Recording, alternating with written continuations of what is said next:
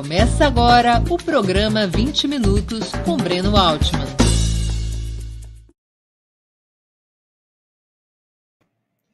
Bom dia! Hoje é 22 de fevereiro de 2021.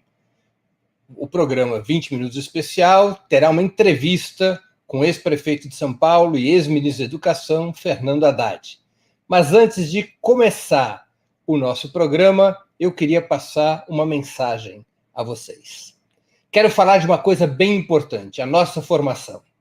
Eu tenho uma boa dica para você que quer entrar na faculdade ou então fazer um curso de pós-graduação para ampliar os seus conhecimentos.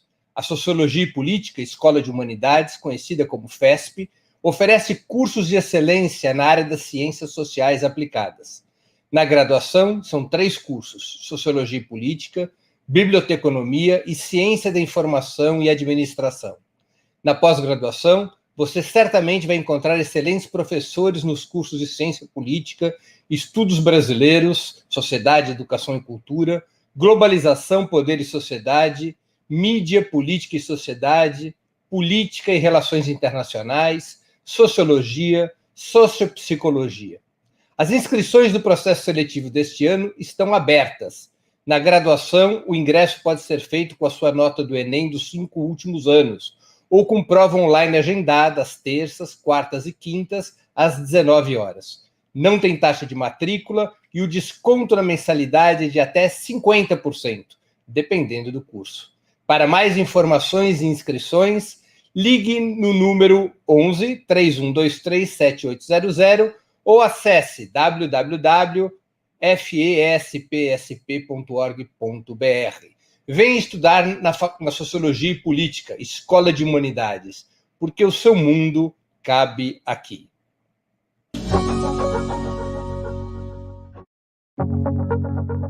Qual é o seu mundo?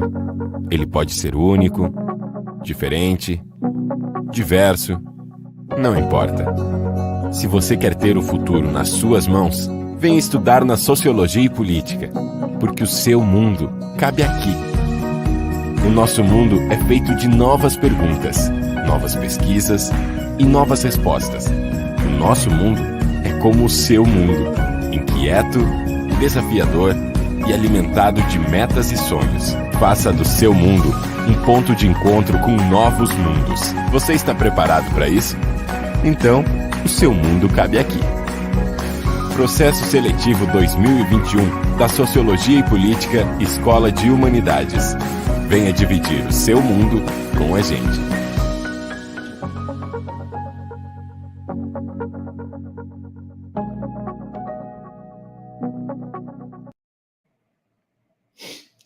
Bom dia! Terei a honra de entrevistar Fernando Haddad, ex-ministro da Educação no governo Lula e ex-prefeito de São Paulo. Também foi candidato do PT nas eleições presidenciais de 2018. Antes de começar a entrevista, quero agradecer aos que contribuíram com sugestões de perguntas através das redes sociais. Novas questões poderão ser apresentadas durante o programa. Basta escrevê-las nas áreas de bate-papo do YouTube e do Facebook. Bom dia, Haddad, e muito obrigado por atender nosso convite. Obrigado, Breno. Uma honra estar com uma audiência tão qualificada quanto a sua. É um prazer te atender aos seus ouvintes, quem te segue. Estou à disposição para debater o Brasil, tema que você achar conveniente. Haddad, eu vou começar por uma pergunta bem direta que circula nas redes e nas ruas. Bloco na rua já é tua campanha presidente da República? Breno, bloco na rua é a sensação de que nós não podemos ficar em casa mais, deixando o Bolsonaro sozinho na pista.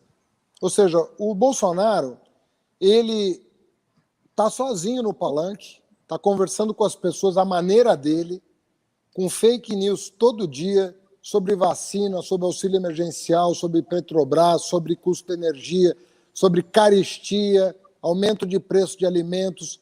E nós, com toda a cautela do mundo, nós vamos para a rua discutir com a sociedade, discutir nas comunidades, nas universidades, discutir um projeto nacional, mas não esperando 2022 para fazer esse enfrentamento. porque a população está sofrendo agora. Olha o que aconteceu ontem no Amapá. Olha o que está acontecendo hoje no Acre. O que está acontecendo em Manaus. A devastação da região norte do país, do ponto de vista econômico, sanitário, educacional, é medonha. E isso vale para todas as regiões do Brasil. Então nós não temos tempo a perder, nós temos que conversar com as pessoas, nós temos um plano de reconstrução e transformação do país, elaborado por centenas de especialistas, sob a liderança da Fundação Perseu Abramo. Nós estamos com esse documento de 200 páginas, com dezenas de propostas de recuperar o país, que é um contraponto importante ao neoliberalismo do Bolsonaro e do Guedes, e a gente quer ir para a rua discutir. Repito, com toda a segurança, nós vamos fazer a maioria das atividades virtualmente, mas eu acho que a minha presença nos estados pode ajudar a agitar, pode ajudar a mobilizar as pessoas. Fora as entrevistas que eu comecei a dar já há 2, 3 semanas em todo o território nacional, que ajuda a falar de tudo, inclusive da perspectiva de que o Moro seja julgado pelo Supremo Tribunal Federal, que para nós isso está na ordem das prioridades. Um julgamento justo com o afastamento do Sérgio Moro e de todos os seus atos contra o presidente, que foi perseguido politicamente por um agente da justiça, alguém que deveria estar buscando a verdade, foi o líder justamente da acusação. Então, para nós, tudo isso é um grande guarda-chuva para discutir o país, discutir o PT, discutir a situação do Lula, o lawfare. Aliás, faço propaganda que hoje vou estar com o Alberto Fernandes, Mélenchon e Cacai discutindo exatamente o lawfare contra o Lula às 17 horas nas redes sociais. Quem é o teu candidato a presidente da República? Bom, eu sou advogado do meu candidato a presidente da República. Eu acho que, para ser feita justiça no Brasil, nós tínhamos que garantir que o Supremo se debruçasse sobre o conjunto de provas, né, e são assim, robustas, contra a condução feita pelo juiz, entre aspas, porque ele nunca agiu como juiz, Sérgio Moro.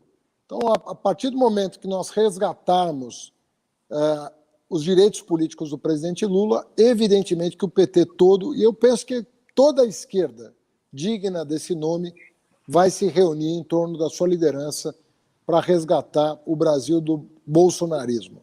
É o que eu espero de coração, é o que eu esperava em 2018, com menos esperança em 2018, estava muito cético em relação ao clima de pressão sobre o judiciário.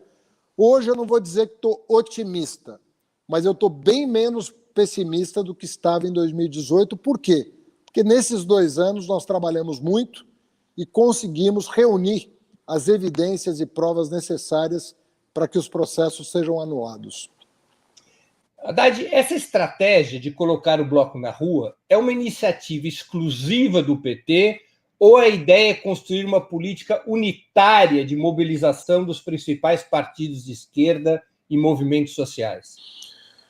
Breno, eu nunca vi o PT excluir do palanque uma bandeira de um partido que comunga os mesmos valores que nós. Nunca vi o PT fazer isso. PT, aliás, PT, CUT, MST, são fruto, né, do movimento popular, que sabem exatamente a necessidade da gente ampliar os nossos horizontes de parcerias no nosso campo. O nosso campo progressista, ele não é hegemônico no Brasil, ao contrário, nós temos aí um bloco, sistema financeiro, meios de comunicação, os grandes cartéis que são meios de comunicação e bancos, associado a setores regressivos das Forças Armadas, uma parte do conservadorismo charlatão que usa a religião com propósitos políticos e de acúmulo de patrimônio pessoal, inclusive, é um bloco muito forte. Então, se nós não formos generosos com aqueles que pertencem a um campo progressista, nós nunca vamos evoluir. O que deve valer para os dois lados. Porque não posso admitir também que exista uma esquerda antipetista no país. Não faz o menor sentido, né, preconceito contra o maior líder operário da história do país, e o maior partido autônomo dos trabalhadores, viável eleitoralmente, da história do país. Então é o seguinte, é baixar a guarda em relação ao nosso campo e subir a nossa força em relação ao adversário. Nosso adversário não está na esquerda. Nosso adversário é o fascismo e a direita que se passa por democrática, mas está fazendo o jogo do Bolsonaro nesse momento. Vou aproveitar o gancho. Há uma discussão importante na esquerda brasileira sobre a tática, como se costuma dizer. Frente ampla, incorporando setores da oposição de direita, ou frente de esquerda? Qual a política de alianças que você defende? Eu defendo que a esquerda esteja unida no primeiro turno, tanto quanto possível, porque eu respeito também a autonomia dos partidos de esquerda pensarem o seu próprio destino. Acho que nós temos que trabalhar para eventualmente, para estarmos juntos no primeiro turno, sabendo que é difícil, é uma construção, mas por isso que é bom começar a discutir agora também, porque deixar para a última hora, como aconteceu em 2018, você viu no que deu. Agora, eu acho que tão importante quanto isso no primeiro turno é pavimentar o caminho para a derrota do Bolsonaro no segundo. Então, eu não vejo incompatibilidade entre você trabalhar, de um lado, um programa de esquerda, né, que vai ser apresentado ao país, um programa progressista que vai ser apresentado ao país, que destoa do projeto neoliberal apoiado pela direita, inclusive pelos poucos democratas que existem à direita no país, mas existem, né, nós temos que reconhecer, e, ao mesmo tempo, constranger esses setores que apoiaram o Bolsonaro no segundo turno, lembrando que 3 candidatos a governador do PSDB e 3 candidatos a governador do PDT declararam voto no Bolsonaro no segundo turno de 2018, que isso não aconteça novamente em função da destruição promovida pelo bolsonarismo no país. Então, acho que temos que ter muita clareza, né, do que está em jogo, pavimentar o primeiro e o segundo turno para que a gente derrote o fascismo no Brasil. Você acha inegociável que o PT tenha candidato a presidente da República? Ou acredita que o partido poderia incentivar a discussão de um programa comum de esquerda, uma mesa comum, um plano de mobilização para 2021 e somente depois definir uma candidatura em função de critérios que sejam de comum acordo entre os partidos de esquerda? Olha, eu acho que está tudo em aberto, num certo sentido, Breno, porque assim, nós temos tempo para construir soluções. É óbvio que o PT não pode abdicar da sua história, da sua tradição, do seu tamanho, mas isso não pode ser impedimento, né, para discutir. Programa, eu acho que fomos os primeiros a apresentar, né? Eu não acho que ninguém tenha usado o ano de 2020, que foi o ano da pandemia, para congregar tantas pessoas quanto o PT fez. Foram mais de 500 especialistas, gestores públicos, ex-ministros, o próprio presidente Lula participou da elaboração do plano de reconstrução. Então, nós temos um documento inicial, né, para apresentar para todo o campo, e eu acho que deveria ser valorizado esse esforço que o PT fez para, mesmo no meio do mandato desastroso como esse do Bolsonaro, apresentar ações emergenciais para evitar o sofrimento da população, mesmo sabendo que parte das ações poderia acarrear popularidade para o próprio governo, porque nós vivemos um paradoxo. O paradoxo é quando o Bolsonaro é derrotado, a popularidade dele aumenta, justamente porque a gente não está na rua discutindo com a população, justamente porque as pessoas acham que o pouco de bom que aconteceu no Brasil foi obra do governo e não fruto da derrota do governo no Congresso Nacional. Então, se nós não combinarmos esclarecimento, mobilização, discussão pública com o que está acontecendo no país, o que quer que de bom aconteça, porque a oposição promoveu, vai cair na conta do governo, que age diuturnamente para derrotar os mais pobres do país e para aumentar o lucro, né, das grandes empresas, não do pequeno e médio empresário, não do microempresário, mas das grandes empresas que estão aí aumentando o seu patrimônio. Pega quem ganhou dinheiro no governo Bolsonaro. Né? Isso teve uma destruição de 800 mil empresas, micro e pequenas empresas, o fim do auxílio emergencial que a oposição aprovou, derrotando o Bolsonaro, e agora o que vai ser discutido esse ano é congelamento de salário de professor, policial, congelamento de despesas de saúde e educação, desvinculação de recursos da saúde e da educação, fracionamento da Petrobras para venda sem autorização do Congresso. É isso que está a pauta. Então, se a gente ficar discutindo coisas que tem tempo para discutir e parar e começar a discutir o Bolsonaro para valer com a população, nós temos chance. Agora, caso contrário, se a gente ficar nessas questiúnculas sem mirar o adversário do Brasil, que é o Bolsonaro, eu acho que qualquer chance de recuperação do país em 2022 não vai estar colocada.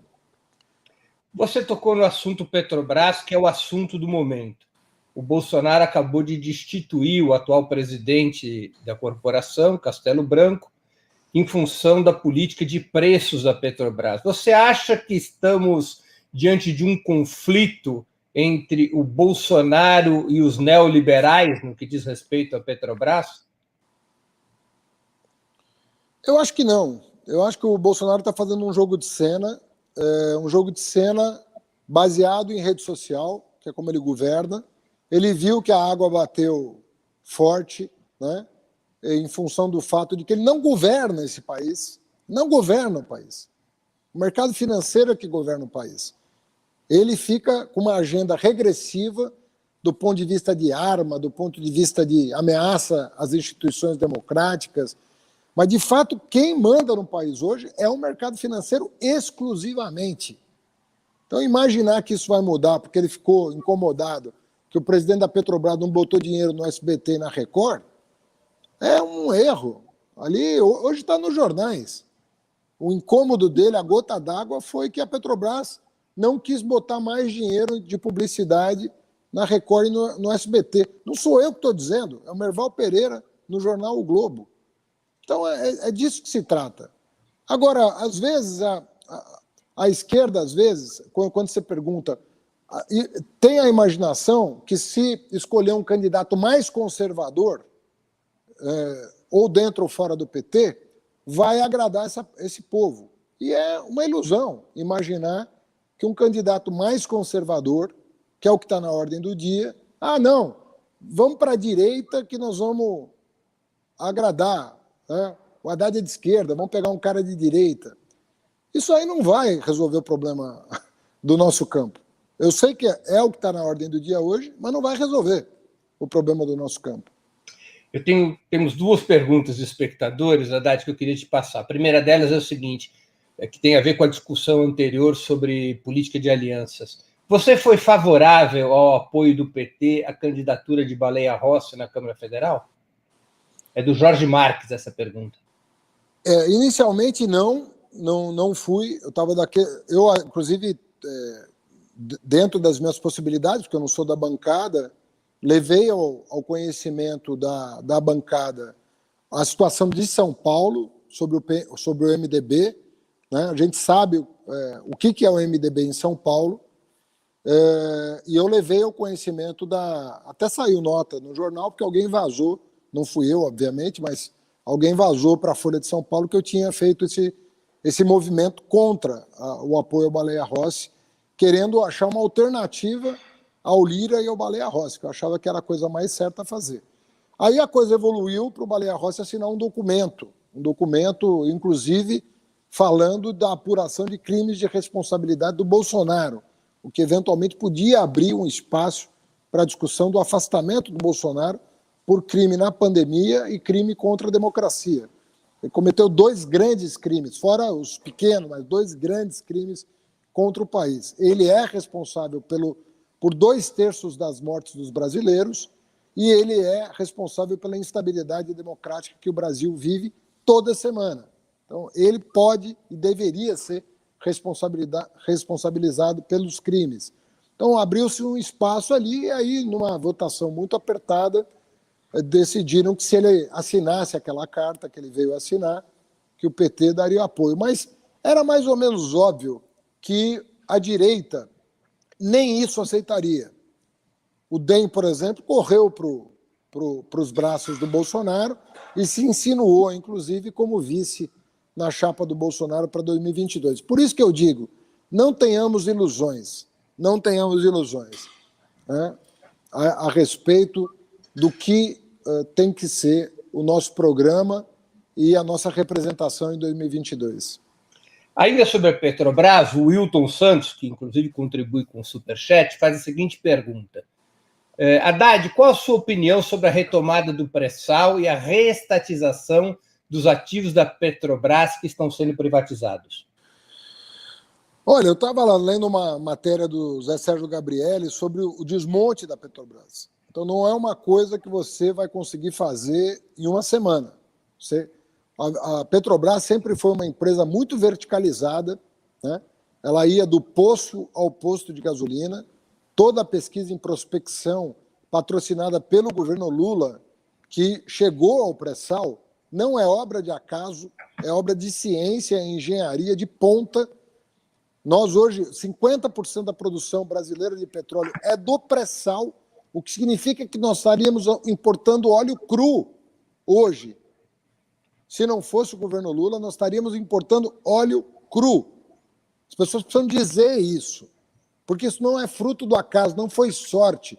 Não pode ser sorte achar petróleo na camada pré-sal. Não tem como ser sorte. Isso é ciência, é engenharia e muita ciência, né?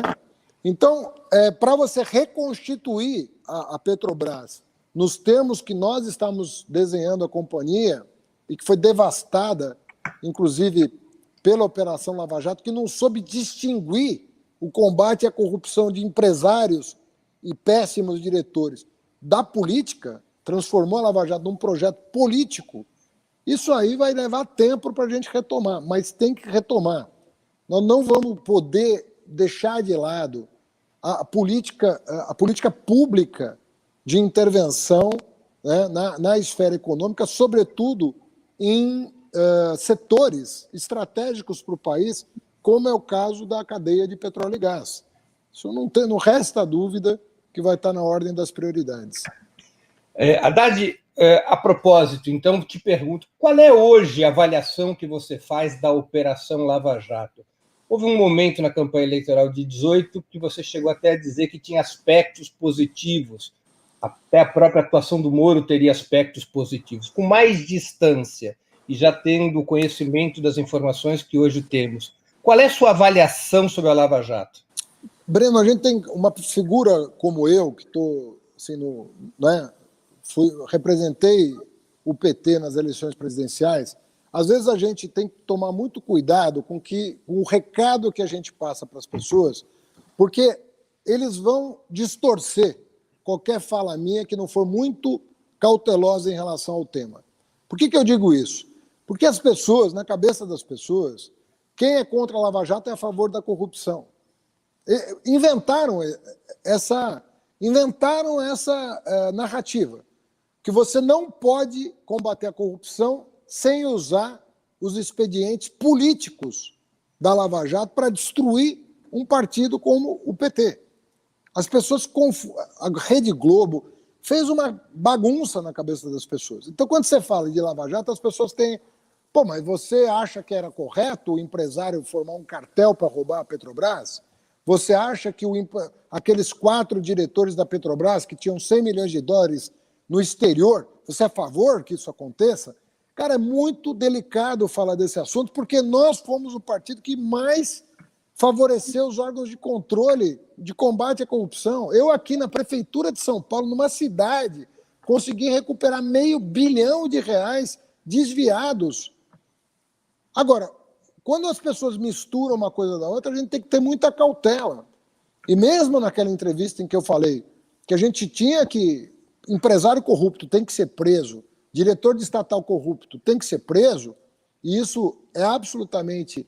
está sintonizado com o sentimento popular, e quem rouba tem que ir para a cadeia, não pode ser confundido com o que se fez na Lava Jato, e que agora o vazamento das informações deixou claro, né? que não foi só contra o Lula.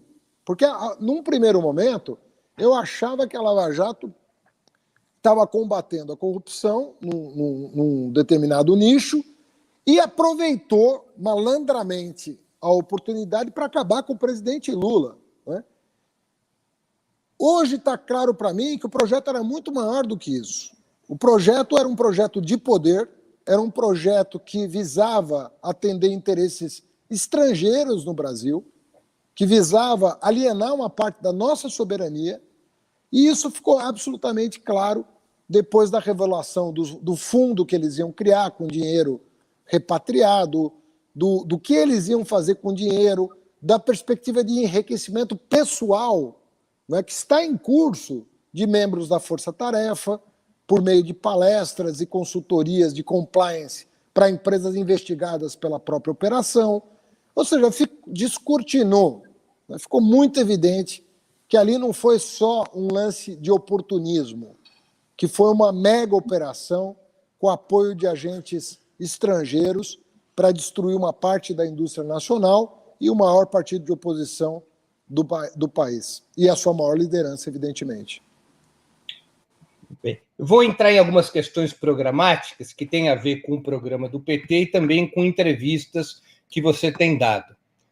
A primeira delas, você é favorável, no caso da esquerda voltar ao governo, da revogação das reformas trabalhista e previdenciária, da emenda do teto dos gastos e da independência do Banco Central, e das privatizações feitas pelos governos Temer e Bolsonaro, entre outras medidas estruturais adotadas depois de 2016? Olha, eu acho que algumas das menções que você fez, por exemplo, reforma trabalhista e sindical destruiu as possibilidades dos trabalhadores reagirem à precarização do trabalho. Eu já fiz uma reunião com a CUT semana passada, em que a gente começou a discutir como retomar essa agenda de reconstrução de uma relação capital-trabalho minimamente civilizada no Brasil, o que está pela hora da morte, porque agora com a carteira verde e amarela nós vamos destruir o pouco que restou, né, dos direitos trabalhistas. A questão da independência do Banco Central é um crime que está sendo feito. O Bolsonaro nomear o presidente do Banco Central do próximo governo, que vai avançar pelo menos 2 anos no próximo mandato, tornar os diretores e o presidente do Banco Central indemissíveis, praticamente inviabilizar uma reforma bancária, porque sem uma reforma bancária a economia jamais vai decolar no Brasil. Não tem como alguém pagar os spreads bancários e sustentar os lucros bancários que nós temos no Brasil. Imaginar que nós não temos que não só obstar o processo de fatiamento, mas reavaliar cada ato do governo atual em relação às empresas estatais, em relação ao que foi feito com a Embraer, por exemplo, que foi um mico, né? Nós tínhamos a Golden Share, né, da Embraer, e nós simplesmente autorizamos a alienação que nem foi consumada, mas com prejuízos enormes para a indústria nacional. Eu acho que tudo isso vai ter que ser recolocado na ordem do dia, mas com prioridade para uma nova regra fiscal. Essas regras fiscais que estão aí vão asfixiar o Estado brasileiro. Nós temos 3 regras fiscais: lei de responsabilidade fiscal, o teto de gastos e a regra de ouro da Constituição. Eu já defendi isso em 2018 e defendo hoje, que a gente tenha uma única regra que seja coerente com a soberania nacional. Quer dizer, ninguém quer... O pessoal fala que a esquerda é irresponsável, né? E compara a esquerda com qualquer governo de direita anterior ao Lula, por exemplo, Fernando Henrique e Collor, do ponto de vista das finanças públicas. Sabe o que eles não percebem, Breno? Eles não percebem que a força das finanças públicas se dá com um Estado forte. Um Estado fraco é um Estado fraco, inclusive do ponto de vista de honrar a sua dívida. Não existe a possibilidade de um Estado fraco ser confiável. por definição. Então eles imaginam, vamos enxugar, vamos acabar com o Estado, que aí sim a gente vai passar credibilidade para o mercado. É tudo o contrário que está acontecendo no mundo. O Estado tem que ter força para botar uma política soberana na ordem do dia, do ponto de vista econômico, social, ambiental, porque aí sim ele é respeitado pelo mercado. Não é uma política de enfraquecimento do Estado que vai nos permitir apresentar para o mundo e para o capital de maneira a ser respeitado. Então, é uma situação... Isso tudo, nós não podemos vender ilusões, porque tem um Congresso Nacional extremamente conservador. Nós vamos ter que fazer bancada para conseguir rever essas coisas. Não é só promessa de candidato que vai alterar a correlação de forças. Você acharia viável propor ao Congresso um referendo revogatório dessas reformas? Se for um pacote fechado de tudo, não passa. Pelo menos com este Congresso, né? Então, você vai estar em meio a uma campanha eleitoral com este Congresso. Então, você tem que ter clareza, a pior coisa numa eleição é você prometer e não entregar. Porque aí você passa por populista, você passa por enganador, né? Eu acho que nós temos que ter... O PT tem tradição em... Pega o discurso do Lula em 2022. Perdão, 2002. Sabe?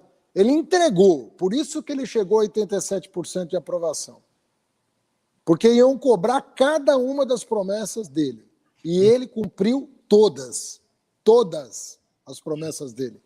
Até os 10 milhões de emprego que falaram que era a promessa dele, e foi uma resposta que ele deu que o Brasil precisava disso, já colocaram como promessa, ele dobrou a meta, como se diz. Nós, em 12 anos, geramos 20 milhões entre o setor público e privado de postos de trabalho formais, fora a economia informal, que também cresceu no Brasil por conta do microcrédito, do crédito consignado e de uma série de ações do governo federal.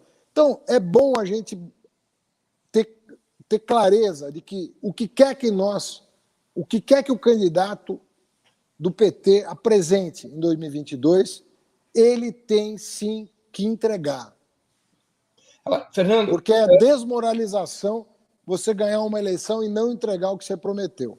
Então não é sonhar sim, ser ousado, mas explicar para as pessoas quais são os constrangimentos que qualquer governo vai sofrer.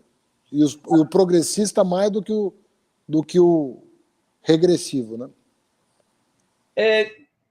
Alguns afirmam, dentro e fora do PT, que o programa pelo qual Lula foi eleito e seguidamente reeleito depois de 2002, e Dilma também, era um programa fundamentalmente de reorientação orçamentária. Mas que agora o programa, nesse novo ciclo que vive o país e o mundo, teria que ser um programa de reformas estruturais, como a bancária, a tributária. Você concorda com essa afirmação? Eu acho que o grande mérito do Lula foi fazer é que não é pouco fazer uma reorientação orçamentária. Uhum. Às vezes as pessoas subestimam o governo Lula dizendo assim, só fez isso. Bom, em 500 anos foi o único que só fez isso. Então, algum mérito ele deve ter, de ter feito a maior reorientação orçamentária em 500 anos de história. Botar o pobre no orçamento desse país foi a coisa mais difícil do mundo. Não era fácil botar o pobre no orçamento desse país. E não é Bolsa Família, não. É universidade pública de qualidade para pobre. É luz, é água, é renda, é emprego, é uma série de iniciativas que foram feitas com o objetivo do pobre se enxergar no Estado brasileiro. As possibilidades dos negros, do filho do trabalhador, alcançar os estágios mais elevados da educação, e eu tenho o orgulho de ter participado, como ministro da Educação, do governo que mais fez pela educação na história. A agenda mais de esquerda já feita no governo Lula foi na educação, fruto da reorientação orçamentária. Sabe, as pessoas às vezes falam reorientação orçamentária. Pô, é muita coisa a reorientação orçamentária. O orçamento do Ministério da Educação era de 20 bilhões, foi para 100 bilhões. Nós botamos 3 Bolsa Família dentro do MEC. Não é à toa que eu saí do governo como a área mais bem avaliada do governo, mais bem avaliada da história. E eu acho que, às vezes, uma parte da esquerda menospreza isso. Acha que é pouca coisa. É muita coisa o que foi feito. E na educação, mais do que em qualquer outra área. Pode fazer a pesquisa que você quiser. Agora, você acha que para este período... Não é suficiente mais. Entendi. Evidentemente que não é mais suficiente. Inclusive porque esse espaço a gente ocupou. Nós ocupamos o que era possível desse espaço. Para avançar, nós vamos ter que encontrar outros nichos. Por exemplo, a questão dos tributos, a questão de taxar grandes heranças ou grandes fortunas. Eu prefiro grandes heranças, mas tem na Constituição grandes fortunas. A ideia de tributar dividendos e aliviar o custo da cesta básica, desonerando os bens de primeira necessidade. A ideia de, enfim, tributar a terra nua improdutiva, eventualmente com impostos que na cidade já são expropriatórios. Quer dizer, o cara tem terra nua, improdutiva, está sentado em cima fazendo o quê? Esperando acabar a Amazônia? Quer dizer, a gente propôs o ITR progressivo no tempo, que, na minha opinião, é uma proposta revolucionária no Brasil, num país continental como o Brasil, para dar acesso à terra. Tudo isso tem que... A terra urbana, a acessibilidade à terra urbana, nós temos propostas para melhorar a qualidade do acesso à terra urbana no país. Eu acho que tudo isso é muito mais estrutural, mas não subestimemos o que o Lula entregou.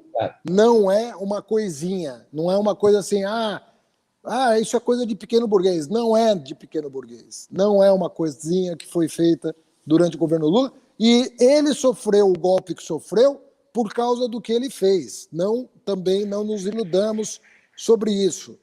Quando um preto entra no avião, né, para sentar como passageiro, ou na universidade para sentar como estudante ou como professor, isso, na cabeça das pessoas bolsonaristas, é inaceitável. Fernando, então, faço um apelo aqui para a esquerda, que às vezes é radical na forma, mas não entende o sentido das coisas que foram feitas pelo governo Lula.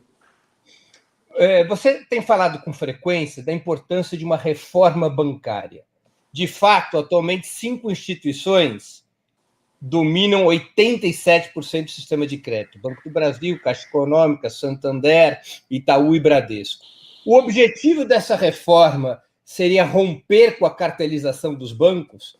Poderia incluir a nacionalização dos 3 grandes monopólios privados, como, por exemplo, fez o presidente francês François Mitterrand em 1981?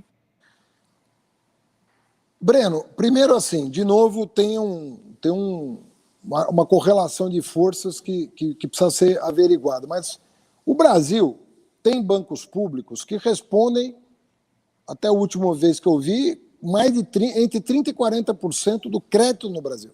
37% pelo balanço de 2019.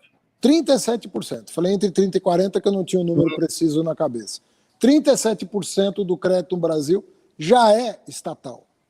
Ou seja, nós temos uma base, e não me vem com papo de que eu vou intervir no Banco do Brasil. Não é disso que eu estou falando. Eu estou falando que os bancos públicos não podem ser parte do cartel, em primeiro lugar. Em segundo lugar, que o Banco Central não pode ser aliado dos bancos privados. Ele tem que funcionar como agência reguladora da concorrência. Veja você, Breno, que o CAD cuida de quase tudo, menos dos bancos e dos meios de comunicação. Não cuida. Ele cuida de todo o resto. Se você for comprar uma padaria, o CAD tem que opinar.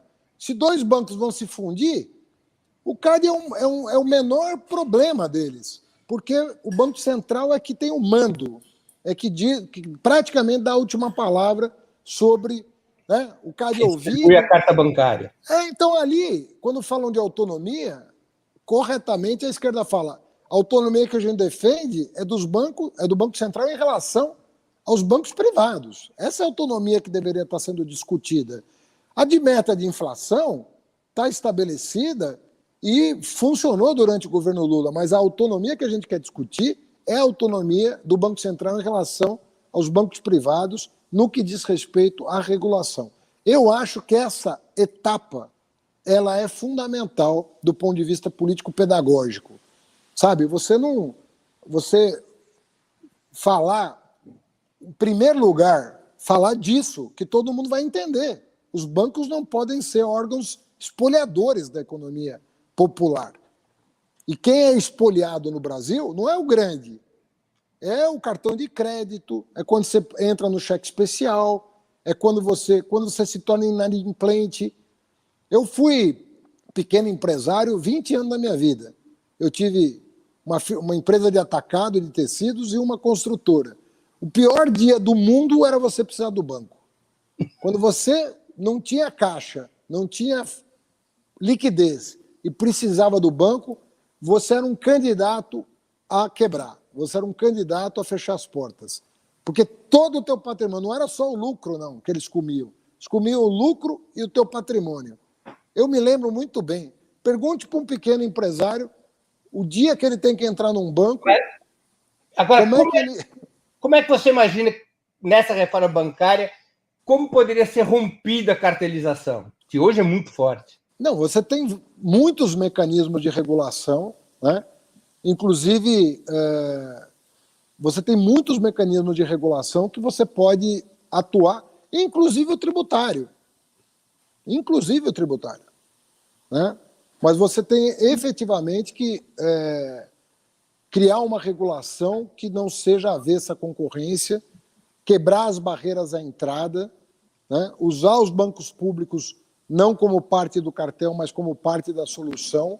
Isso não significa se miscuir nos assuntos internos do banco, mas torná-lo mais competitivo, o setor bancário público mais competitivo em relação ao setor privado e ganhar mercado no crédito, constrangendo os bancos privados a tomar o caminho da concorrência. Ou seja, você tem mais de um terço do sistema com você. Mas a legislação ela vai precisar mudar também. Haddad, vamos tratar agora do tema educação. O Brasil teve enormes avanços no ensino superior durante os governos Lula e Dilma. Um dos indicadores que se destaca é o aumento do número de estudantes, que saltou de 3,5 milhões de matrículas em 2002 para 8 milhões em 2016, quando a presidenta Dilma é derrubada. Mas eu vou destacar um tema polêmico. Esse crescimento foi puxado pelas matrículas em instituições privadas, em sua maioria de baixa qualidade. O setor privado cresceu, neste período, 149,50%, segundo o MEC, enquanto as matrículas em universidades públicas subiram 89,24%. O percentual de estudantes em faculdades particulares no final do governo Fernando Henrique era de 69,8%. No encerramento do governo Dilma, tinha subido para 75,3%. Qual o modelo de educação superior que você defende? Com predominância dessas instituições privadas, colocando-a sob regulação, fiscalização, ou o predomínio da universidade pública, como é a característica dos principais países que conseguiram construir estado de bem-estar social? Bruno, de memória, né, estou há muito tempo longe do Ministério, mas de memória, eu acho que o percentual se manteve constante. Quando eu era ministro, era 75% a matrícula privada em relação à pública, 75-25%. Eu acho que o patamar manteve-se constante. E por que se manteve constante? Só uma questão. É que eu peguei um período maior do que o seu período de governo, o seu período de ministério. Aí sobe por conta da expansão do FIES, né? quando o FIES expande muito depois de 2010, pula de 70% para 75%. Então, é porque eu lembro do meu período. No meu período, a relação permaneceu estável, né? E permaneceu estável por quê? Porque não só porque nós fizemos o FIES sem fiador, porque o FIES não chegava no pobre, mas nós fizemos o ProUni. E as pessoas às vezes acham que o ProUni é dinheiro que foi para as instituições privadas. E não foi. O ProUni, para quem está nos ouvindo, até hoje eu ouço pessoas de esquerda, desculpa a expressão... É a estatização das bolsas de estudo. Até hoje eu ouço pessoas de esquerda dizendo que o governo Lula botou dinheiro em instituição privada. Não botou. As instituições privadas não pagavam impostos. Não pagavam impostos. Eram imunes. O que nós fizemos? Eles não queriam pagar o imposto em dinheiro. Começou uma queda de braço, porque nós não conseguimos mudar a Constituição para que eles pagassem os impostos em dinheiro. E tinha uma outra alegação, que se eles passassem a pagar impostos, eles iam transferir o ônus para as mensalidades, o que ia piorar a situação do aluno pagante, às vezes até um pobre que estava pagando a duras penas as mensalidades particulares. Qual foi o acordo possível? Bom, a gente não paga impostos, quer continuar não pagando impostos, porque isso oneraria as mensalidades e quem, a duras penas, está pagando mensalidade, porque o pobre estava na universidade privada e não na pública. Vamos lembrar, o pobre estava na universidade privada, não estava na universidade pública, quando nós assumimos. Qual foi o duplo movimento que nós fizemos? No lado das públicas, expandir como nunca se expandiu as vagas públicas e reservar 50% para alunos de escola pública. Então, nós mais do que dobramos o Parque Federal, reservando metade das vagas para os pobres de escola pública. E, no lado do setor privado, exigir não o pagamento em dinheiro, para não aumentar as mensalidades, mas o pagamento em bolsas, que seriam preenchidas pelo governo federal por meio de um critério transparente, que foi o Enem. Eu acho que nós fizemos uma revolução na educação superior no Brasil com esses dois movimentos. Dobrar as vagas públicas, reservando metade das vagas para egressos de escola pública e cobrando da universidade privada o pagamento de tributos em bolsas preenchidas pelos critérios estabelecidos pelo MEC. Isso ProUni. Mas você considera que foi correto a opção por uma expansão acelerada do FIES, que acaba redundando aí sim o FIES em gastos públicos por conta do aval, do que utilizar esses mesmos recursos para uma expansão mais acelerada da universidade pública? Na verdade, a gente tem que lembrar o seguinte: o FIES, o sujeito paga depois de formado. Ele só não paga em duas condições. Se ele for professor de escola pública, né, se eu me formei em licenciatura e fui dar aula em escola pública, eu não pago o FIES. E se eu for médico atuante no SUS, eu não pago o FIES. Então, só nessas duas condições, professor de escola pública e médico do SUS, o estudante não paga o financiamento. Então, é diferente de uma bolsa ou de uma vaga em escola pública. Agora, o problema do FIES ter crescido é o seguinte: deveria ter sido, na minha opinião, deveria ter sido ampliado o FIES com a participação do fundo privado, das escolas privadas, no fundo garantidor do financiamento. Então, se nós formos ampliar o FIES um dia, e eu acho que é um mecanismo de expansão possível, a gente tem que garantir que ele seja financiado com recursos do próprio setor privado, aumentando a participação do setor privado no fundo de garantia que isenta o pobre de apresentar fiador. Agora, eu entendi. Agora, o modelo de ensino superior que o PT e você defendem é um modelo que cabe essa predominância do ensino superior privado? Breno, se eu pudesse, não, né? Quer dizer, se nós tivéssemos outros expedientes... É que nós não íamos conseguir, em 8 anos, mais do que dobrar as vagas nas federais. Não era orçamentário o problema. Sim, mas não poderíamos, por exemplo, ter baixado dos 70% iniciais para 50%, como era no início dos anos 90? Mas daí a gente não ia ter dado feito a mágica do ProUni, que sem botar dinheiro nós conseguimos. Porque se você descontar os alunos do ProUni, tira o FIES da conta, descontar os alunos do ProUni, essa relação já é mais favorável do ponto de vista do que era no passado. Né? É que o ProUni era uma oportunidade única de cobrar em bolsa os tributos que eles não pagavam em dinheiro. O programa do PT para o próximo período implica alguma mudança nessa relação entre ensino público e ensino privado no ensino superior? O programa do PT tem que ser subordinado ao Plano Nacional de Educação. E o Plano Nacional de Educação do PT já trata dessa matéria. Mas só que ninguém mais lembra do Plano Nacional de Educação porque o Bolsonaro rasga a Constituição e o Plano Nacional de Educação todo santo dia. É um absurdo o que está acontecendo na educação brasileira e será um absurdo maior se desvincularem os recursos que o Lula, com a tal da reorientação orçamentária. Bendita, reze todo dia por uma reorientação orçamentária. Não acusem o Lula de ser um liberal, por favor. Haddad, vou mudar aqui um pouquinho de assunto, mas sempre dentro da questão programática. Você tem denunciado em várias entrevistas mais recentes a tutela militar sobre o Estado.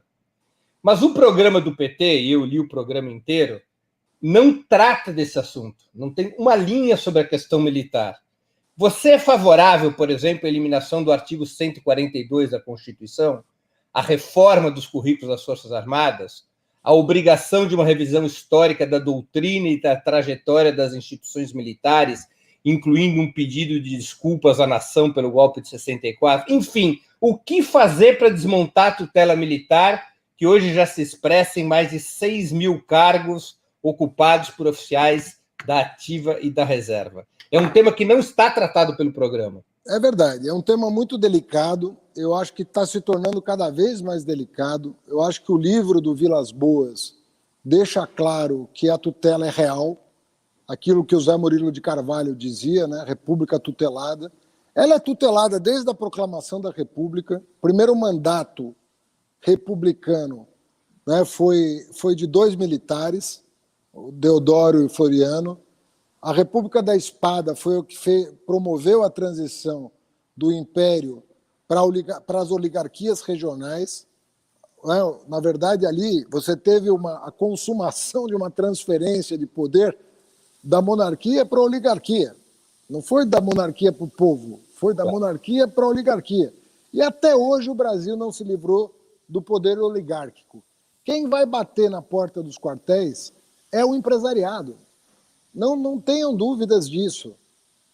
Aliás, eu desconfiava disso, porque toda vez é isso, mas não tínhamos uma evidência de que isso tinha acontecido agora. No caso, uma confissão, não é nem uma evidência, né?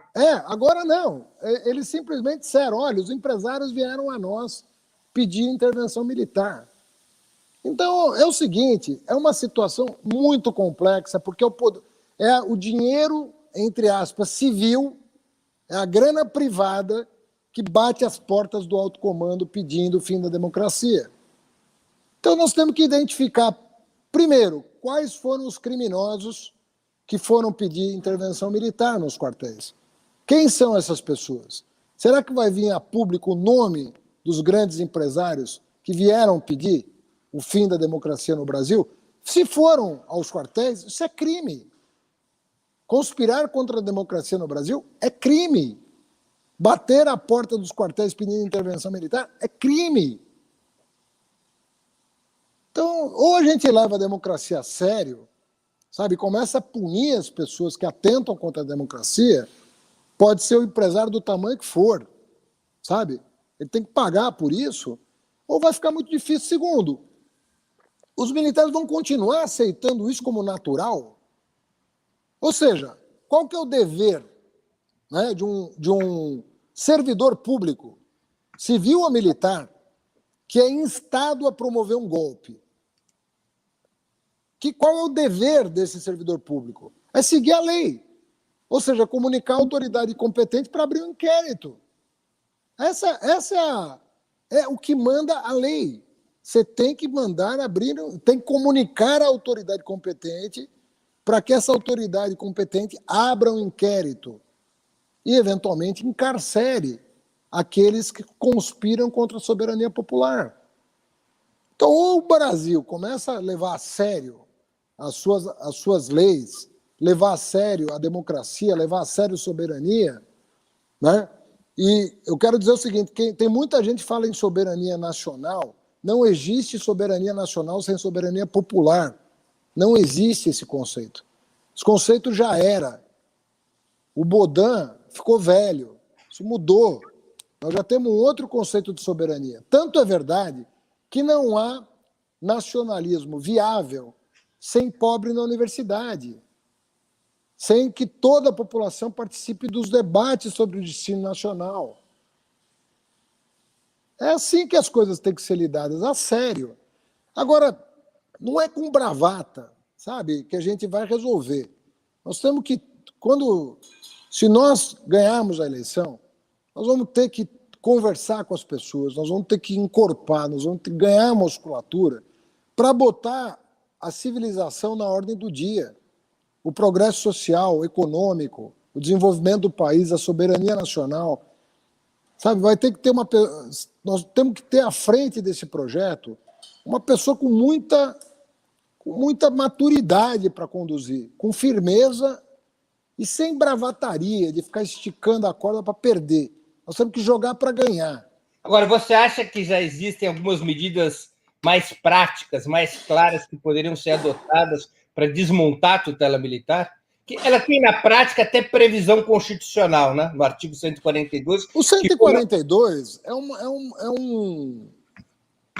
tentar uma corruptela da Constituição. Esse assunto, Breno... É uma das razões pelas quais o PT votou contra a Constituição de 88. Né? Exatamente. Esse assunto, ele data de 1891.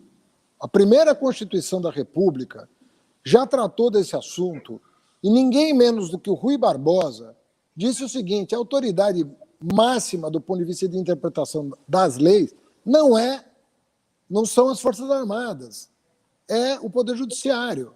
Estava resolvido em 1891.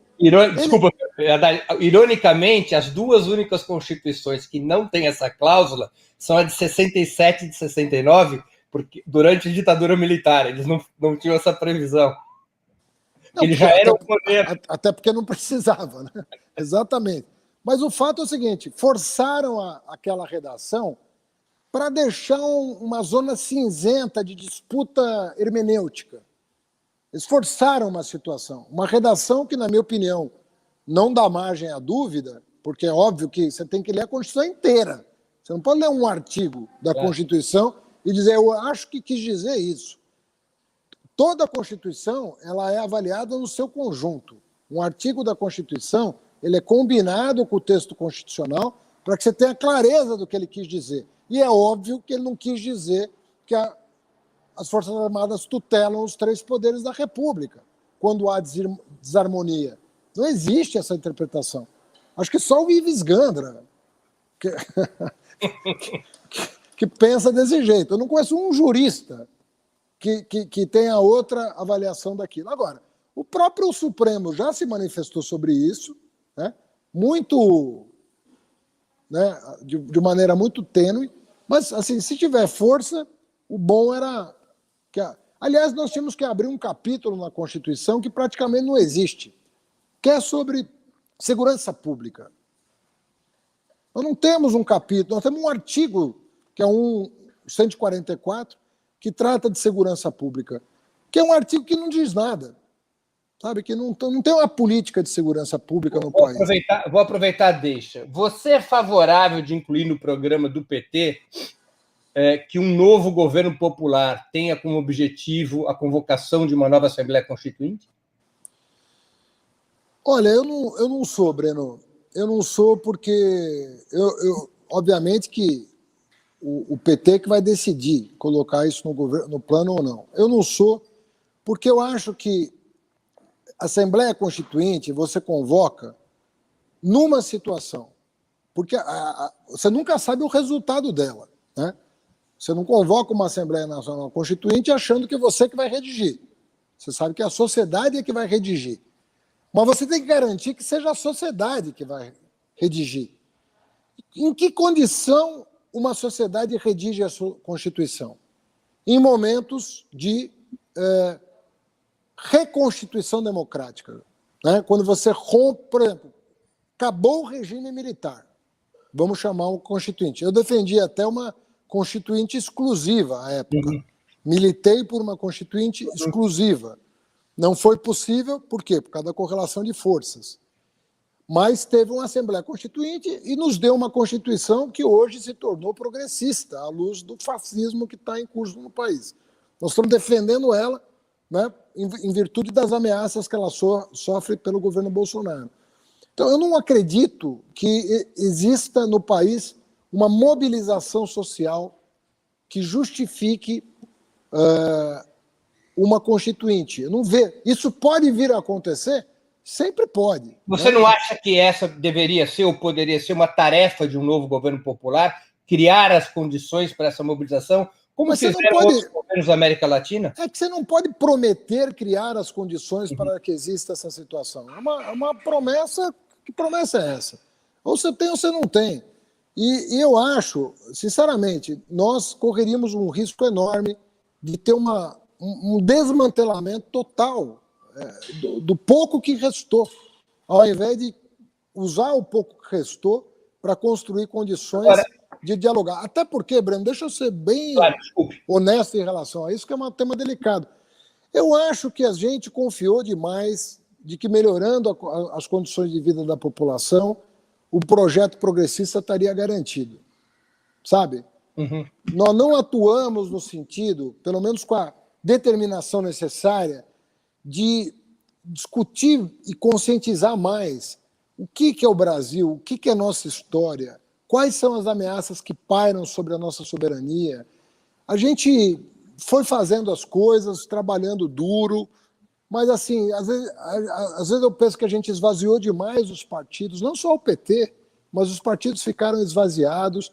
A nossa comunicação talvez não tenha tocado nos pontos nevrálgicos para acender a luz do que é a defesa do país, do que é a defesa dos direitos. Eu não sei, eu acho que tem uma etapa que nós não cumprimos, sabe? E que eu acho que a gente deveria se debruçar sobre isso. É uma etapa que nós não cumprimos. Como é que pode o Bolsonaro ter sido eleito, entendeu? Eu vou pegar carona nessa sua afirmação. Depois do Lula, você tinha que ter Eu vou pegar carona nessa sua afirmação para fazer uma pergunta de caráter histórico, mas histórico recente. Por que você acha que países como a Venezuela e a Bolívia conseguiram ter uma resistência tão intensa a processos golpistas e no Brasil não? Eu não tenho a resposta para isso, o Breno. Eu acho que uma das questões, né, é um canal de diálogo com a população que eu acho que nós não soubemos criar, a não ser quando nós fundamos o PT. Eu acho que o PT inovou na comunicação de uma forma inédita, foi o que deu uma autoridade para propor que um operário chegasse a presidente da República, depois, na quarta tentativa, ter feito o melhor governo da nossa história. Mas eu acho que nós temos que são situações não replicáveis na história, assim como eles não conseguiram criar um PT nesses países, nós não conseguimos criar canais de comunicação informais e formais que dessem robustez para o nosso projeto, que é um projeto democrático, né? Não é um projeto que tenha pretensões de não ter alternância no poder, de não ter... Mas, assim, um projeto consistente para o país. E eu acho que cada país tem uma história. O Chile tem uma história.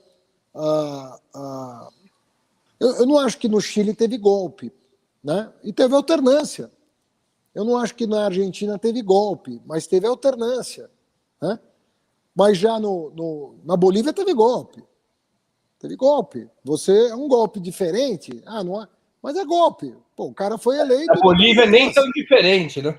Não, na Bolívia nem tão diferente, porque o cara se elegeu com o consentimento das forças. Você pode discutir quarto mandato do Evo, eu acho legítimo discutir isso. Mas pactuaram que era aquilo. Bom, pactou que era aquilo, ganhou, leva. Você não pode dar um golpe. E aí o Mas conseguiu, em menos de em um ano, conseguiu voltar ao poder, e aí sem que a OEA servisse de instrumento de dominação americana no nosso subcontinente. Então, são situações muito diferenciadas. Né? Mas eu acredito que em alguma coisa nós falhamos. Eu acredito que nós falhamos. Agora, e nós temos que refletir sobre isso. Agora, nós temos, além da questão da tutela militar, nós temos um problema importante que se revelou na Lava Jato e antes até no Mensalão, que é o sistema de justiça, particularmente um Ministério Público que ganhou condições de autonomia incomparáveis com qualquer outra importante nação do mundo. Como enfrentar esse tema também?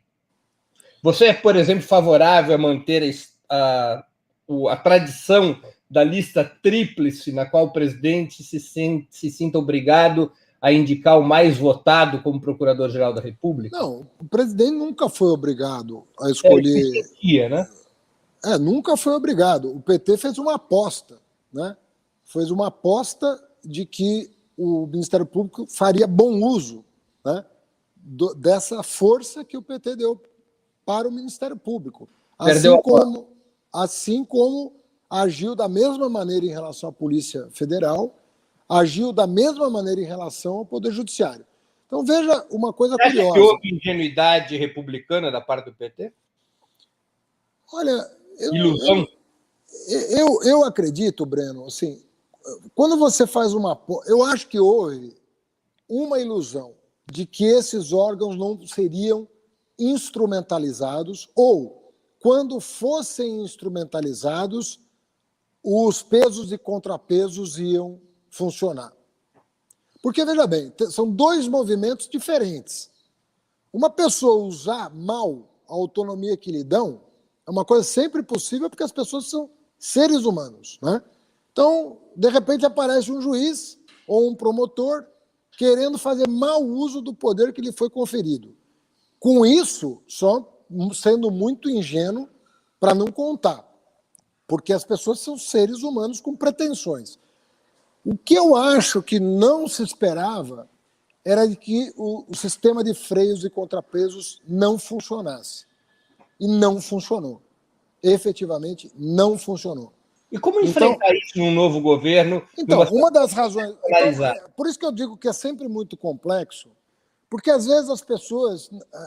Aí me permita falar de uma certa ingenuidade da esquerda, de uma certa esquerda, que imagina que é o seguinte: bom, vamos abrir então tomamos o poder, né, porque tem essa visão da esquerda, né, que ganhou a eleição, tomou o poder. Não é bem assim.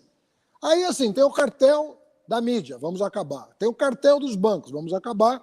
Tem as Forças Armadas, vamos enquadrar. Tem o Poder Judiciário. Cara, você ganhou uma eleição. Só isso que aconteceu. Você tem que operar as instituições para fortalecer um projeto. Você não vai... Você pensa o quê? Você não vai... Você tem que operar... Por exemplo, vou citar um exemplo. É óbvio que houve uma aliança entre o Moro e os meios de comunicação. É evidente que houve. Né? Então, a partir do momento que isso está configurado, como é que você vai operar para que, quando a gente fala de freios e contrapesos, é também por parte da imprensa. Se a imprensa está vendo o que está acontecendo, está vendo o que está sendo usado o Poder Judiciário com propósitos políticos, por que ela embarcou nisso? Ela embarcou porque ela faz parte do sistema de poder. Os famosos interesses de classe. E não agiu de forma republicana para coibir abusos desse poder. Por quê? Porque interessava a ela que o projeto que estava em curso fosse desmontado. Então, nós não podemos agora inverter o sinal e achar que a gente vai fazer certo. Então faz tudo ao contrário do que foi, vamos ser anti-republicanos e está resolvido o problema. Vai ter problema de novo. Nós temos que saber construir uma democracia social. Nós temos que saber construir uma institucionalidade que salvaguarde as liberdades, a liberdade da classe trabalhadora em se constituir como partido político e disputar o poder, disputar a sociedade. Isso não vai ser feito, eu repito, porque é bom que se diga, isso não vai ser... Está todo mundo muito conduído com o que está acontecendo no Brasil, porque é muito sofrimento. E vai aumentar, porque esse projeto é genocida mesmo. E vai aumentar com o apoio do empresariado, que está preocupado com os acionistas da Petrobras e não está preocupado com os 300 mil mortos no Brasil. Não está preocupado. Para eles, a meia dúzia de acionistas é muito mais importante do que os 300 mil famílias que perderam um ente. Eles não estão nem aí para a educação, para a saúde pública, nem aí, e nem para a democracia. Muito menos para a democracia. Foram bater na porta dos quartéis para que houvesse um golpe militar no Brasil. Então, a gente tem que entender isso, tem que explicar isso, tem que ganhar a eleição e tem que ter inteligência, muita inteligência, para a gente, junto ao povo, construir a saída dessa desgraça que eles... Corrigir para não repetir 2016, ou seja, para não se ver diante de um golpe que novamente derrota o projeto popular. Então, Breno, isso é a arte da política. Né? Por isso que você citou aí o exemplo da Bolívia. A Bolívia conteve um golpe consumado. Está consumado. Eles consumaram um golpe com o apoio dos Estados Unidos e da OEA e conseguiram reverter na urna o golpe. Então, o que a gente tem a aprender ali? E ninguém contesta que o Luiz Arce é o presidente legítimo do país. Ninguém contesta. Pode ser que o Rafael Correa, né, tenha uma vitória no Equador. O projeto que ele representa tem uma vitória no Equador. Também, né, o Lenin Moreno foi eleito com apoio do Rafael Correa, aprontou, instrumentalizou as instituições para liquidar o projeto, né? Mudou de lado para liquidar esse projeto, teve lawfare no Equador, até hoje o Rafael não pode pisar em solo equatoriano, e com tudo isso, eles estão com grandes chances de ganhar a eleição. Na Argentina, a Cristina, que foi vítima de lawfare, aceitou ser vice na chapa do Alberto Fernandes e conseguiram. Então, nós temos que usar essa experiência para impedir que novos golpes sejam dados no continente. Qual você acha que é o principal ensinamento dessa experiência? Eu acho que a minha impressão é que a gente achou que um bom governo constituiria uma boa tradição partidária no país. Sabe? Nós falamos, nós vamos governar bem, nós vamos fazer um grande governo e isso vai nos legitimar para, mesmo perdendo uma eleição, nos recolocarmos para a próxima, né? Com dignidade. A gente imaginou isso. Eu acho que isso o Brasil demonstrou que não é suficiente. Não é muito suficiente fazer um bom governo aqui. Então, a base de sustentação do governo importa muito. O quão consciente ela está dos rumos que estão sendo traçados, de quanto ela participou desse movimento, dessa construção, o quanto ela está informada. Acho que são uma série de coisas que eu não vi acontecer. Não estou culpando ninguém, porque eu fiz parte desse processo. Né? Claro. Já indo para o nosso bloco final, ainda na questão programática, eu vou abordar alguns temas internacionais. Os liberais defendem que os únicos regimes democráticos são as repúblicas ou monarquias constitucionais do Ocidente. Você partilha dessa opinião? China, Vietnã e Cuba seriam ditaduras ou democracias? E a Venezuela? Breno, deixa eu te falar. Eu, do ponto de vista político, de organização política, primeiro que eu acho muito ruim eu que já representei o PT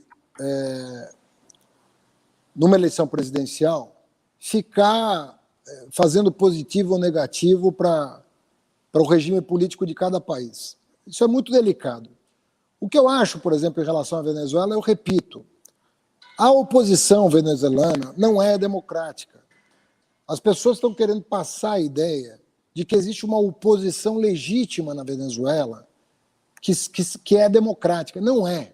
O que existe lá é uma conflagração. E não há o desejo da oposição em eleições livres. Porque se tentou agora, o ano passado, que ocorressem eleições livres na Venezuela. Chamaram observadores internacionais, chamaram organismos internacionais, o Zapatero foi para lá. E a oposição se recusou a... Por que ela se recusou? Porque ela ia perder a eleição. Então, eles suspendem a discussão sobre democracia, negando a própria democracia. Nós não participamos e vamos continuar chamando esse governo de autoritário, por mais que o governo faça gestos no sentido contrário. Eu não quero aqui ficar avaliando cada atitude do governo Maduro, e não acho que esses países todos citados sejam um exemplo para o Brasil. Acho que o Brasil tem outra trajetória, tem outra não vejo um regime cubano no Brasil, um regime chinês no Brasil. Não vejo nem condições históricas e não vejo nada parecido com a tradição que eu gostaria de construir. Né? Uhum. Agora, isso é uma coisa. Agora, por que você veja que só países... falar do Vietnã, o Vietnã ele foi submetido às maiores atrocidades ao longo de toda a sua história. O Vietnã foi massacrado pelas potências imperialistas. Até outro dia, a França achava que o Vietnã era seu quintal. Aí teve a Guerra da Indochina, teve a divisão do Vietnã, teve a guerra entre o Vietnã do Norte e do Sul.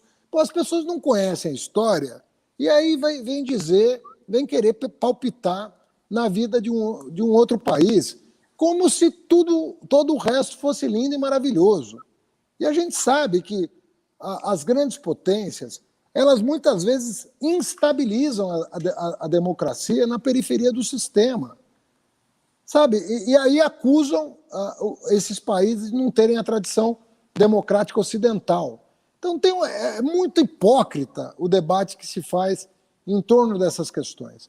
Eu acho que nós devemos escapar desse tipo de armadilha. Eu acho que eu acompanho o Vietnã por uma razão muito simples, mais do que não só por causa da guerra do Vietnã, que é um acontecimento de repercussão mundial, abalou o Império Americano, a tenacidade do povo vietnamita em reintegrar o país, né? Vencer a guerra imperialista e reintegrar o país. Mas hoje o Vietnã é um dos países que mais cresce com educação comparável a qualquer país escandinavo. Então você vai jogar, sabe, são situações históricas que você precisa considerar à luz da situação geopolítica, do futuro, é uma série de coisas. Né? A China está em transformação violenta desde 78, está mudando a maneira de ser, a Rússia mudou, países ocidentais estão piorando muito a sua condição democrática, países do leste países orientais estão melhorando as condições de ambiente democrático e países do ocidente estão piorando. Você tem a chance da extrema-direita ganhar na França, você teve o Salvini na Itália, você tem o cara lá da Hungria, o Orbán, você tem o polonês, você tem uma deterioração democrática em vários países que tinham tradição liberal e que estão indo... O Trump era um democrata? Quer dizer, a maior democracia do mundo. Elegeu o Trump, o cara não queria sair da cadeira. Matou 5 americanos dentro do Capitólio. Então, eu acho muito delicado esse tipo de discussão, porque isso tira o foco do que nós vamos fazer no Brasil e impede o Brasil de ajudar países que podem... O Brasil pode ajudar a Venezuela a sair da crise. Pode ajudar. Deve ajudar. Se nós tivéssemos um governo progressista no Brasil, a Venezuela não estaria sofrendo o que está sofrendo. Então, a omissão do Brasil, em alguns casos, e até a hostilidade do Brasil em outros, em relação à Venezuela, mergulha o país numa crise ainda mais profunda. Então, eu acho que as relações internacionais e quem pretende colaborar com o governo progressista, porque, se Deus quiser, o Lula se elege, e se isso acontecer, eu vou estar colaborando com o seu governo, eu acho que, ou um dos nossos se elege em 2022, eu acho que a gente tem uma grande colaboração a dar para a América Latina, como vínhamos dando para a África, como vínhamos dando, inclusive, para o Oriente Médio. O Brasil teve a ousadia. Imagina se o Lula fosse perguntado assim, diga aí, sim ou não para o Ahmadinejad, né? Ahmadinejad. Diga sim ou não para ele. O Lula falou assim, alguém conversou com esse cara já? Alguém foi lá explicar para ele o que está acontecendo e tentar arrancar um acordo dele? Se o Lula fosse binário, se o Lula fosse um cara mais... Às vezes a gente cai nesse binarismo que eu sinto em te dizer, eu acho que são armadilhas para a esquerda, sabe, para a própria esquerda. E a esquerda às vezes não se dá conta da grandeza do nosso projeto. Se o Lula caísse nessa armadilha, o Lula não teria dado um nó na cabeça dos americanos. Deu um nó na cabeça dos caras. Porque ele foi lá e falou, eu faço esse acordo. Um acordo melhor do que o que vocês fizeram. E é um cara com o qual ninguém estava disposto a sentar. Uhum. Então, eu acho, Breno, resumidamente, o Brasil tem o seu modelo, um modelo muito imperfeito. Nós temos que enraizar, radicalizar a democracia no Brasil, botar o povo na conta da democracia. O povo fica muito à margem do processo democrático no Brasil. Isso que permite que os golpes aconteçam no Brasil, a falta de participação popular, na condução do processo político, né? Falta da participação popular. É isso que blinda um país de arroubos autoritários, é isso que blinda um projeto progressista democrático, né?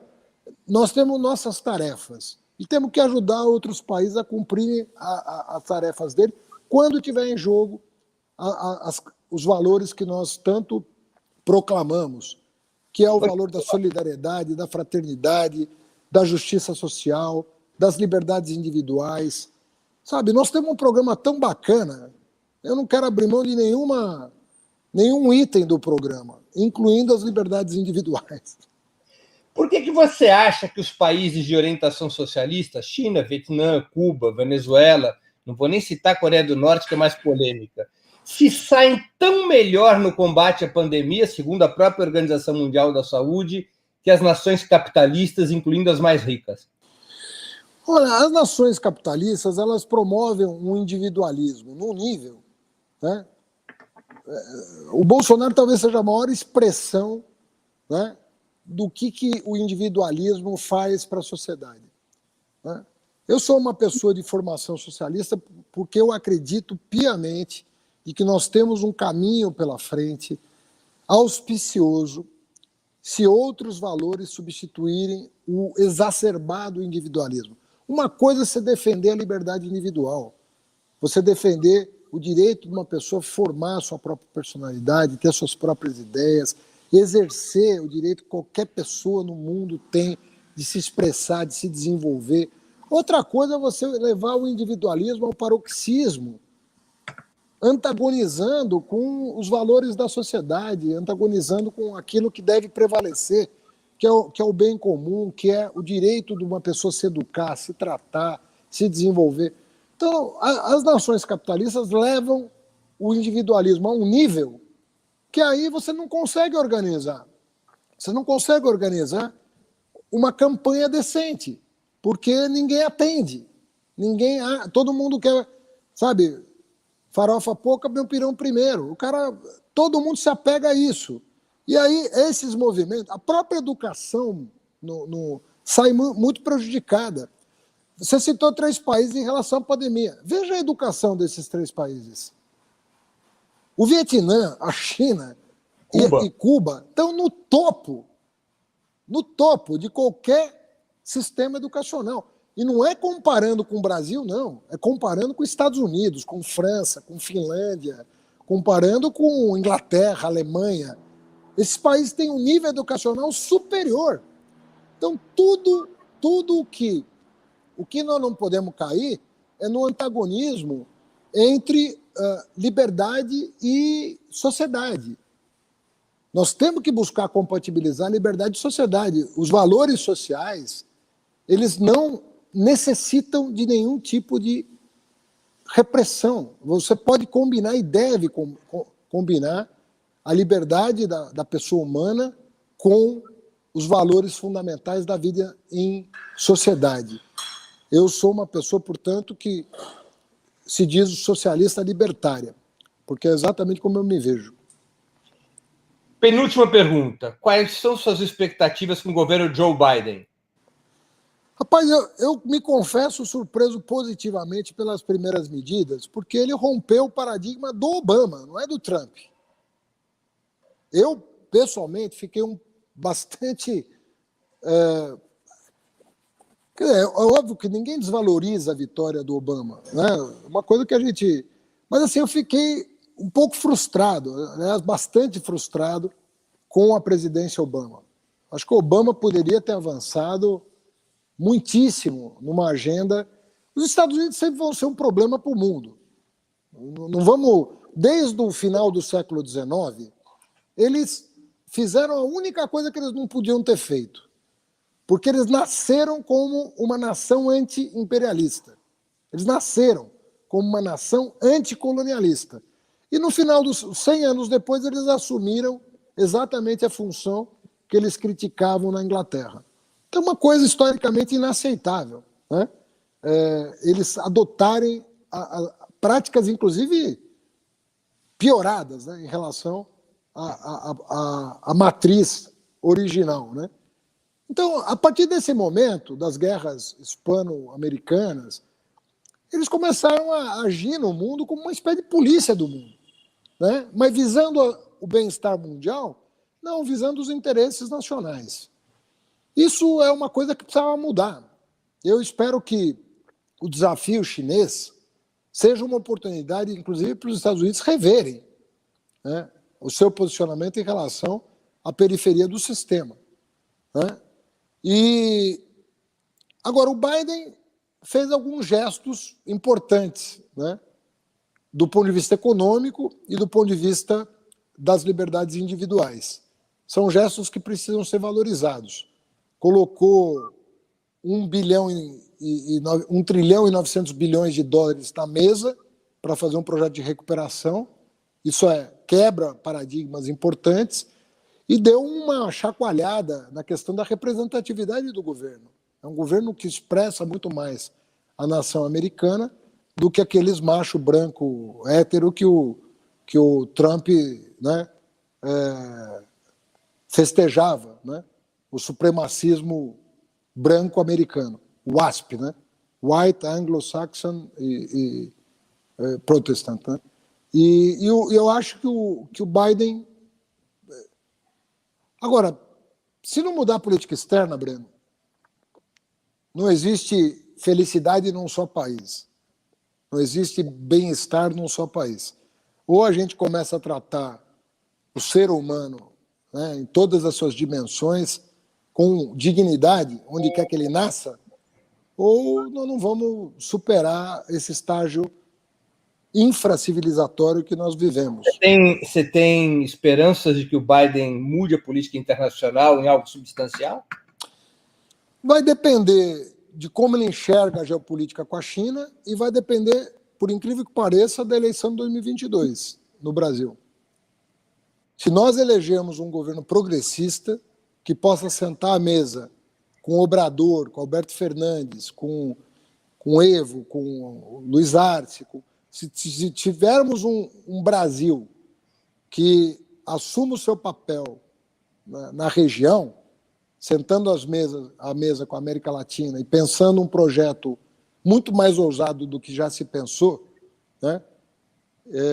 E dependendo de como a geopolítica internacional se desdobrar, eu acredito que talvez seja a primeira vez em que os Estados Unidos, em mais de 100 anos, se veja na contingência de repensar o seu papel.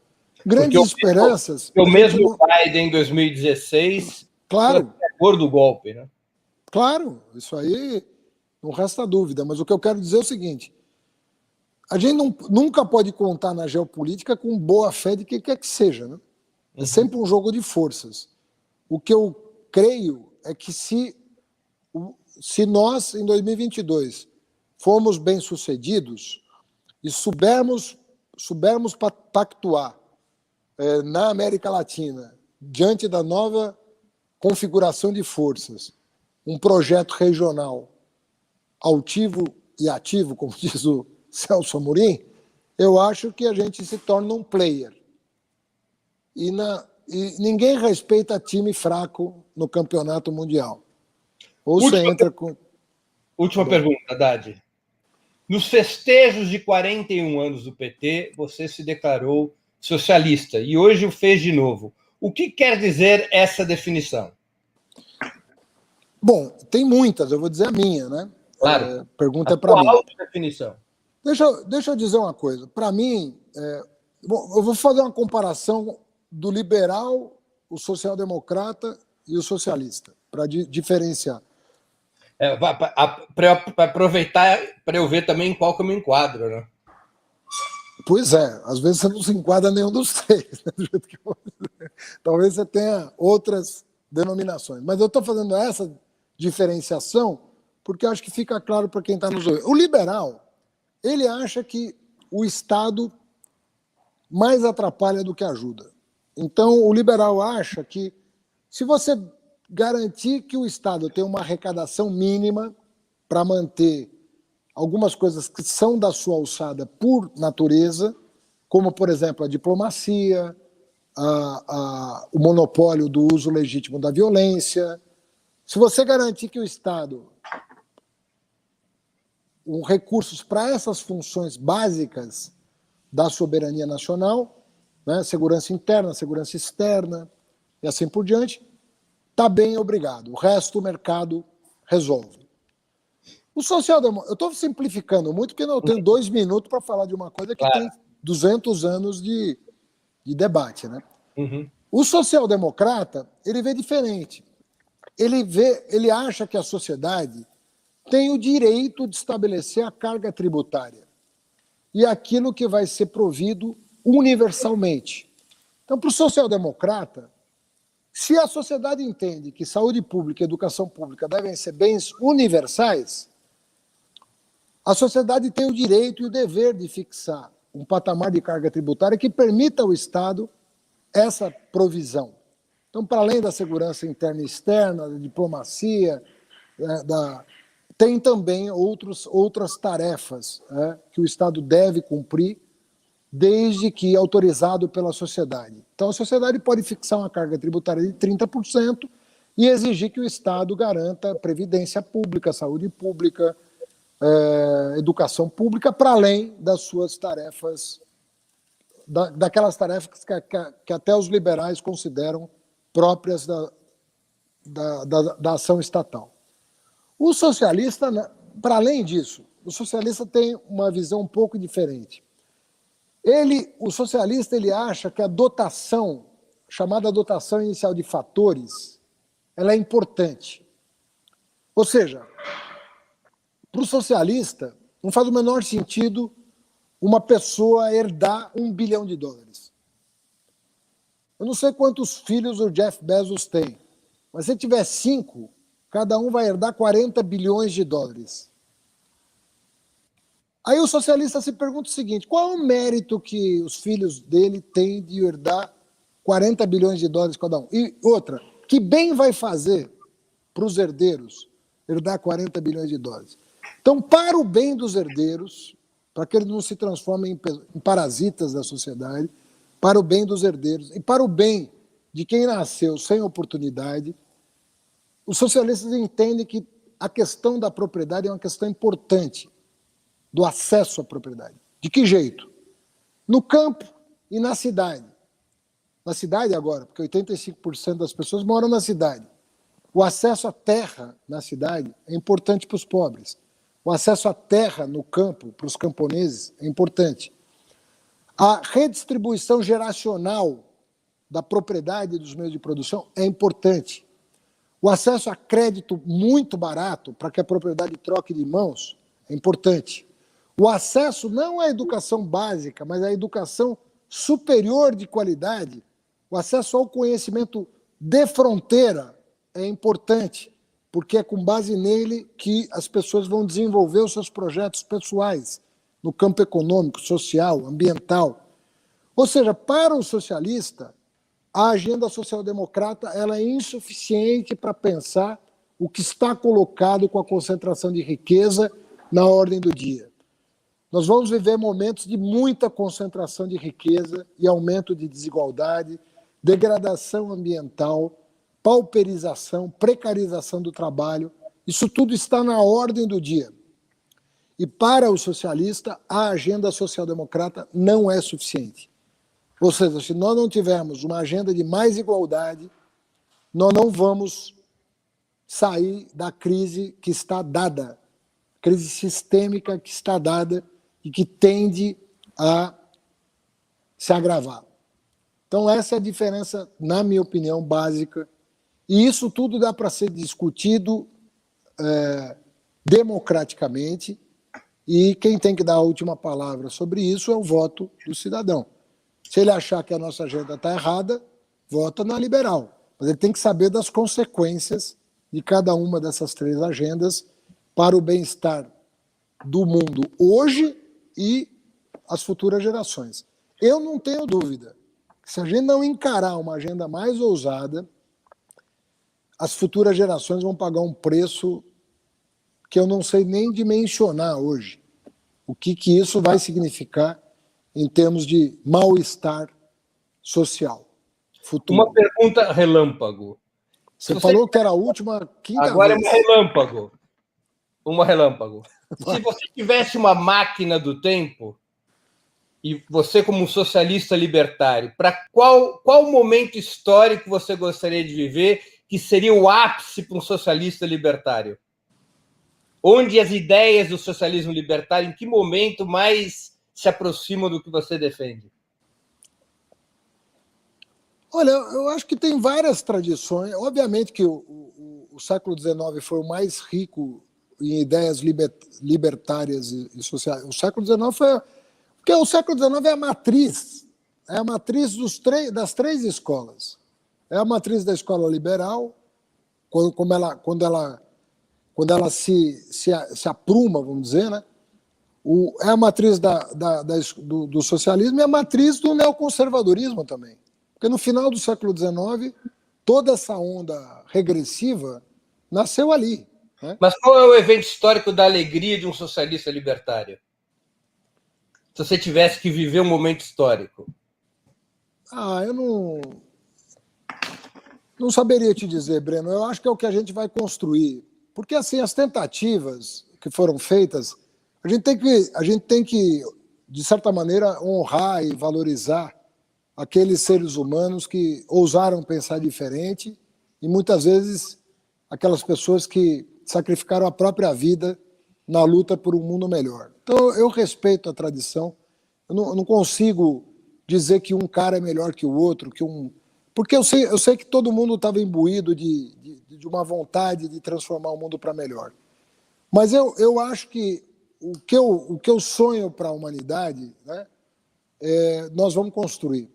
Nós não tivemos ainda a transformação com a qual eu sonho, ela está por ser realizada. E eu acho que o mundo vai se deparar com uma situação em que ele vai ser obrigado a se debruçar sobre isso, porque não vai ter jeito. Nós vamos ter muito sofrimento pela frente. Eu acho que até pessoas que não comungam desses valores, mas que têm alguma boa fé, vão se render às evidências de que essa agendinha que está colocada aí não vai trazer nada de bom nem para o Brasil, nem para o mundo. Ou seja, ousemos, porque o momento exige ousadia. Fernando Haddad, eu queria te agradecer muitíssimo pela entrevista. Eu tenho certeza que nossos espectadores e nossas espectadoras aproveitaram muito e tiveram mais uma oportunidade de conhecer tuas opiniões sobre a situação do país e do mundo. Muito obrigado pelo teu tempo e por essa entrevista. Certamente nos encontraremos mais vezes com o Bloco na Rua. Abraço, Breno. Tudo de bom. Um abraço. Encerramos assim mais uma edição do programa 20 Minutos, que hoje teve como convidado o ex-prefeito de São Paulo e ex-ministro da Educação, Fernando Haddad. Quem gostou da entrevista, ajude na sua difusão, compartilhe nas suas redes sociais. Nós voltaremos a nos ver na próxima quarta-feira, às 11 horas da manhã, nos canais do Opera Mundi, no Twitter, no Facebook e no YouTube, com mais uma entrevista na série com presidentes do PT. O entrevistado da quarta-feira, dia 24 de fevereiro, às 11 horas da manhã, será o deputado federal Rui Falcão, que também foi presidente do Partido dos Trabalhadores. Até lá e um grande abraço. Para assistir novamente esse programa e a outras edições dos programas 20 Minutos, se inscreva no canal do Opera Mundi no YouTube. Curta e compartilhe nossos vídeos, deixe seus comentários. O jornalismo de Opera Mundi é mantido com o seu apoio. Faça uma assinatura solidária em www.operamundi.com.br. Com um pequeno valor mensal, você nos ajuda no desenvolvimento de um jornalismo independente e de qualidade. Obrigado pela audiência e até a próxima.